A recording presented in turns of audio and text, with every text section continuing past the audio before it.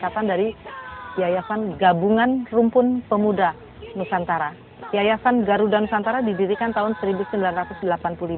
Nah, yayasan ini adalah satu aplikasi kami, suatu manifestasi juga untuk bagaimana kita menyiratkan atau merealisasikan rasa cinta kepada alam, bukan cuma lewat nyanyi-nyanyi saja, lewat statement atau lewat talk show dan seminar-seminar, tapi kami harus melakukan secara tindak nyata bagaimana kita dapat memperbaiki alam ini maksimal dengan apa yang kita miliki.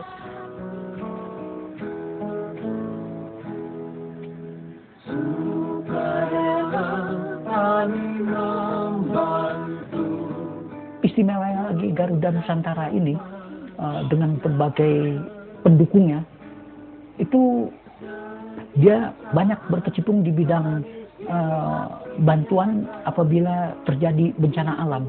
Itu prinsip mereka itu adalah harus bisa berada di tempat lokasi bencana itu dalam 38 jam. Kurang dari 38 jam mereka sudah harus sampai. Kalau lewat dari 38 jam itu dianggap itu mereka terlambat. Jadi dalam berbagai kegiatan itu mereka selalu hadir. Dan kalau mereka hadir itu di tempat yang orang sulit menjangkaunya. Dia nggak pernah gembar-gembor. Tetapi nggak perlu dia di-shoot di televisi atau diwawancarai. Yang penting bagi dia itu datang ke tempat yang memang paling membutuhkan bantuan. Kalau dia datang ke sana itu bukannya datang dengan tangan kosong. Dia datang itu sudah berikut bantuan dengan pasukannya yang membawa bantuan.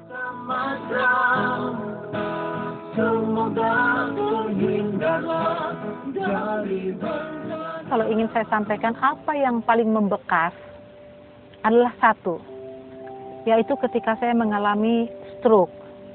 Saya mengalami lumpuh dan itu terjadi ketika bencana banjir di Jember.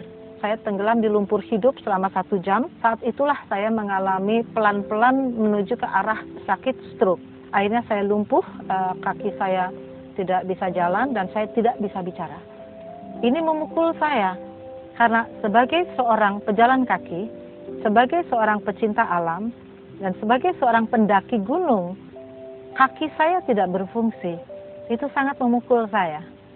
Dan saya sebagai seorang penyampai pesan amanah atau pesan moral, saya sebagai penyanyi, pencipta lagu, saya sebagai penyampai makalah-makalah narasumber, saat itu saya katakan saya tidak bisa bicara, sama sekali nggak bisa bicara. Itu sangat mencekam jiwa saya.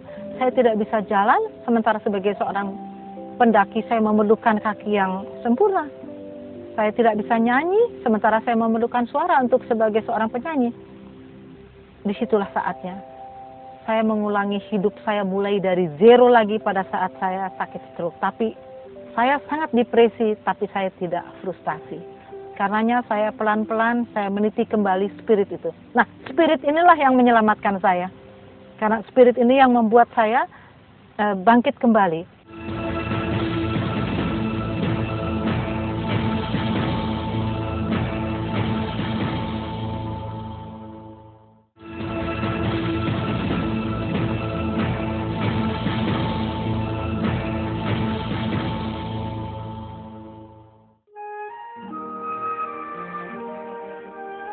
Saya ingin mengangkat kearifan lokal dari masyarakat adat Baduy yang membuat saya sangat tertarik untuk merekam itu di dalam pengetahuan saya yang akan saya turunkan kepada lingkungan saya sendiri.